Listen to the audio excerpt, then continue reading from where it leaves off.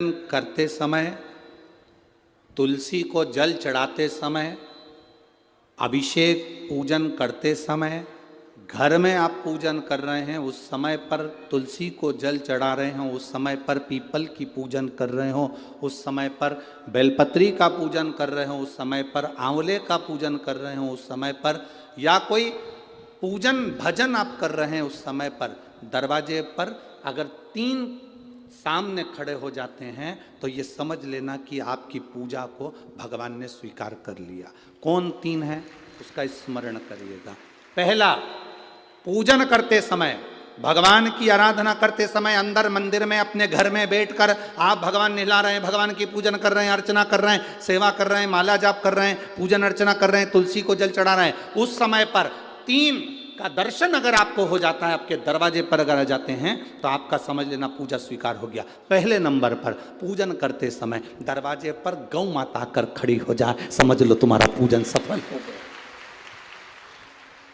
आप पूजन कर रहे हैं अंदर से, गाय रंभा रही है, आप पूजन कर रहे हैं अंदर से, गौ माता गौमूत्र कर रही है, आप पूजन कर रहे हैं अंदर से, गौ माता गोबर कर रही है, आप पूजन कर रहे हैं अंदर से और गाय दरवाजे पर आकर खड़ी हो गई। तुम्हारी अर्चना में, तुम्हारी आराधना में, तुम्हारी साधना में गौ माता तुम्हारे सामने आकर खड़ी हो जाए। पूजन के समय पर अचानक आकर तुम्हारे द्वार पर तुम तुलसी को जल चढ़ा रहे हो, तुम्हारे दरवाजे पर आ जाए। और मेरा विश्वास कहता है, यहाँ जितनी मेरी जीजियाँ बैठी हैं, यहाँ जितने मेरे जीजा बैठे हैं, ये मेरा विश्वास कहता है आपके साथ कभी ना कभी ये जरूर हुआ होगा, पूजन के समय पर गौ माता का दर्शन होता ही, ये मेरा विश्वास कहता है।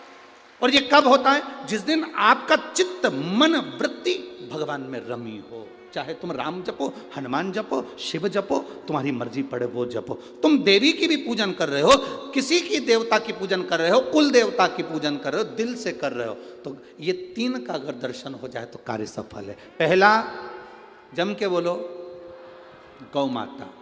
दूसरे नंबर पर हमारे यहाँ हम पूजन में लगे हुए हैं, आराधना में लगे हुए हैं, भगवान की अविरल भक्ति में लगे हुए हैं, भगवान की पूजन, आराधना और भक्ति में हम तल्लीन हैं।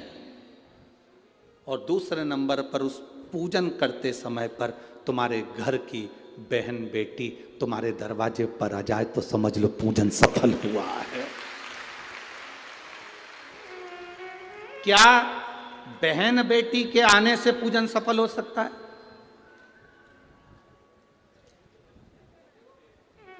कहां लिखा हुआ है महाराज जी? आप इतनी बड़ी बड़ी बातें कहते हो। पूछने वाले पूछ सकते हैं, कहने वाले कह सकते हैं, आपने कैसे कह दिया कि बहन बेटी के आने से सफल हो जाता कार्य? तो आप उठाओ, हिमालय राज का बेटा बाणासुर से दोस्ती कर लेता, माता पार्वती का भाई बाणासुर से दोस्ती कर लेता है, और दोस्ती कर लेता है तो उसके चुंगल में फंस जाता है, बाणासुर के चुंगल में भाई संकट में आ जाता है। आज हिमालय राज और मैनावती दोनों बैठकर भगवान की आराधना कर रहे थे, इतने में पार्वती का आगमन हो जाता है। पार्वती ने आते से ही देखा, पिताजी आप आराधना कर रहे हो, पूजन कर रहे हो, किस लिए, क्यों? मैनावती ने कहा तेरा भाई संकट में घिरा हुआ है। पार्वती ने कहा क्यों चिंता करते हो, क्यों चिंता करते हो? पिताजी मैं आई हूं ना, चिंता मिटा दूंगी, चिंता मिटा दूंगी, आप चिंता ना करें। क्या हुआ? बाणासुर तेरे भाई को कष्ट दे रहा। बेटी पार्वती ने संकल्प ले लिया, उस बाणासुर का अंत मैं करूंगी। ना भगवान ब्रह्मा बाणासुर को मार सके, ना भगवान कृष्ण बाणासुर को मार सके। बाणासुर की कन्या भगवान कृष्ण के पास में, वहां उनके पौत्र के पास में गई, भगवान कृष्ण का युद्ध बाणासुर के साथ हुआ, 1000 भुजा, तो बाणासुर को भगवान कृष्ण नहीं मार सके। बाणासुर को न नारायण मार सके, न ब्रह्मा मार सके, बाणासुर को न शंकर मार सके, क्योंकि शिव ने तो वर दिया था। बाणासुर को केवल मारा है तो माता पार्वती अर्ध कुंवारी बनकर संहार कर कर चली जाती।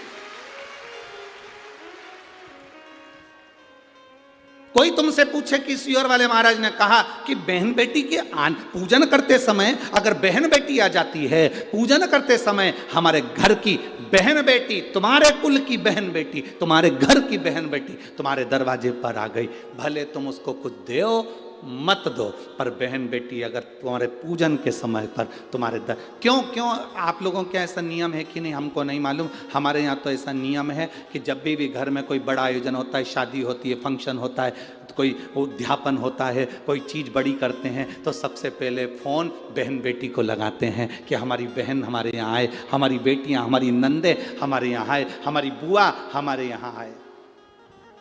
अब पूछोगे गुरुजी ये प्रसंग बहन बेटी को बुलाने का, तो भगवान कृष्ण के यहां से चालू हुआ।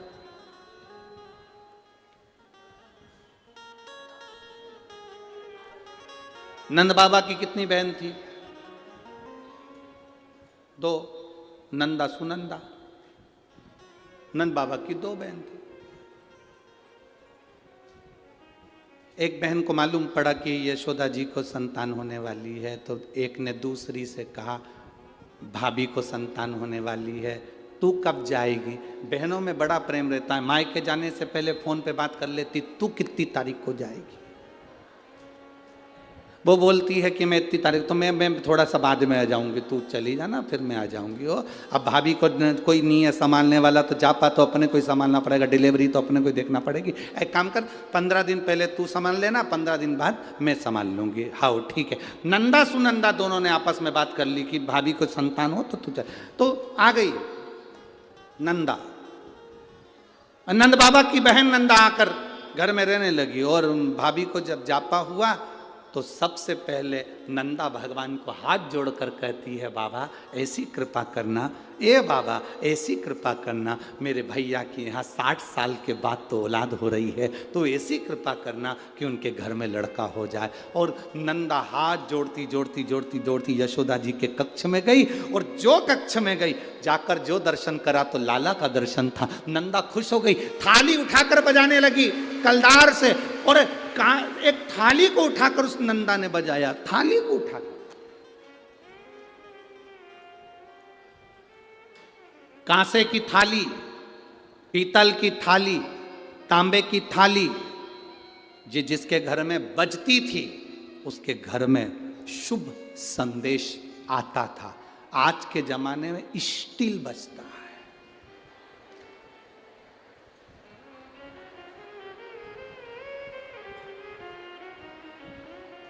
अब तो स्टील भी गया, प्लास्टिक, अब वो बचता है। जिसके घर में तांबे की थाली, पीतल की थाली, कांसे की थाली, इसलिए मंदिर में आप लोग, हम लोग तो कहें आप लोग मंदिर जाते होगे तो मंदिर में जो घंटाल बंदे रहते हैं वो तांबा, पीतल और उस कांसे के बंदे रहते हैं, उसको लकड़ी से बजाते हैं। क्यों बजाते हैं? उसका कारण क्या है? उसका कारण क्या है? जितने लोग आरती में सम्मिलित होते हैं, तांबा, पीतल, कांसा मंदिर में इसलिए बजाया जाता है, जितने लोग आरती में आए हैं इनके घर में खुशियां प्रवेश कर जाए, इनके घर में भी आनंद की अनुभूति हो जाए। अब आजकल के ज़माने में तांबा, पीतल, कांसा बजाते नहीं हैं। आज के ज़माने में तो जरा सी देर में बस बच्चा हुआ है, सूचना मिल गई, बैंड बाजा बजवा दो, ढोल नगाड़े बजा। नंदा ने थाली बजाई थी और फिर आवाज आई थी, नंद घर आनंद, नंद घर आनंद भयो। फिर आवाज आई, लाला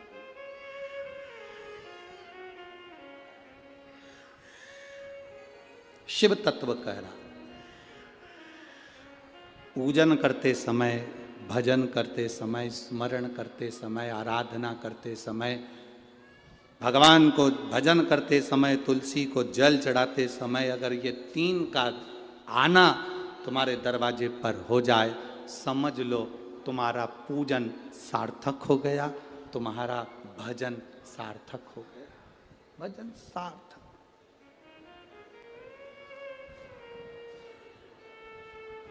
अब आज सुबह की हम आपको बताएं, एक तो महाराज जी ने कमरा भी ऐसी जगह दिया है कि जहां सबकी आवाज हमको सुनाई दे जाए। अब आज सुबह की सुन लो तुम, बोल दे पक्का। अब सुबह की बात, सुबह मॉर्निंग वॉक पर उठे, सुबह सुबह का समय था, घूम रहे थे, इतने में 2 जीजी और 2 जीजा। अब वो हमारा जो कमरा है उसी के पास में, वहीं पर थोड़ी दूर पे कॉम्प्लेक्स बना हुआ है, देखा है ना तुम लोगों ने? हाँ, तो नल खुड़ गया, उसने ऊपर का चालू कर दिया, धड़ धड़ धड़ धड़ धड़। सुबह 5:30 बजे की घटना, और जो पानी गिरना चालू हुआ, जो पानी, इतने में दोनों जीजी जीजा से बोली, ये कहां से आ गया? अब ये उन जीजा से बोल रही थी, वो मालूम पड़े वो भीतर वाले ने, उसने टंकी का नल खोल दिया। जो पानी गिरना चालू हुआ, थोड़ी देर का आया, 15-20 मिनट पर जीजी हो नहाली, और जीजा होन भी नहा नुआ के कंगी पाटी पाड़ के, हम उधर घूम के उधर आए तो चिल्ला के बोले श्री शिवाय। यहीं बैठे होंगे वो चारों जीजी जीजा हो, यहीं बैठे होंगे, ऐसा हो ही नहीं सकता कि यहाँ नहीं हो, यहीं बैठे होंगे वो चारों, और वहीं से चिल्ला रहे श्री शिवाय। हमने कहा आ गया, सुनता है, उसको कहते हैं ददरुआ धाम का श्री हनुमान, साधारण नहीं, सुनता है, सुन लेता, तुरंत सुना। महाराज भक्ति जितनी प्रबल हो, विश्वास, आपने दिल से कहा, उसने दिल से सुना,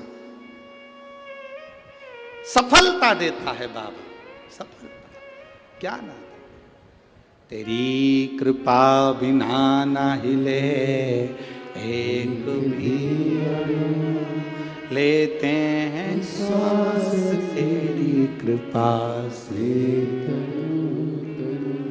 पूजन करते समय, भजन करते समय, स्मरण करते हुए, नाम जाप करते हुए 3 का दर्शन हो जाए, तुम्हारे दरवाजे पर आ जाए, जीवन की सफलता मानना, पूजन सफल मानना। पहले नंबर पर जम के बोलो गौ माता, दूसरे नंबर पर बहन बेटी, और तीसरे नंबर पर हैं संत गुरुजन, जो निष्कपट भाव के, जो तुम्हारे दरवाजे पर कुछ मांगने नहीं आए हैं, जो मांगने आए हैं वो नहीं।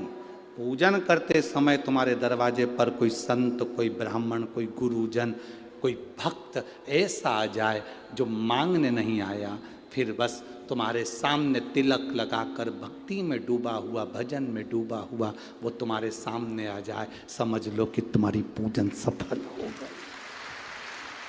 मांगने नहीं, मांगने नहीं, केवल आया, भजन गाया, सीताराम कहा, हर हर महादेव कहा, श्री शिवाय नमस्तुभ्यम कहा, जय श्री हनुमान जी कहा, और वो अपना चले गया। तुम्हारे दरवाजे पर मांगा नहीं उसने। असली संत तुम्हारे दरवाजे पर गुरुजन, ब्राह्मण जन, भक्त जन, कोई भगवत प्रेमी तुम्हारे दरवाजे पर दर्शन हो जाए पूजन के समय पर, समझ लो कि उसने स्वीकार कर लिया, उसने स्वीकार कर लिया। अही रावण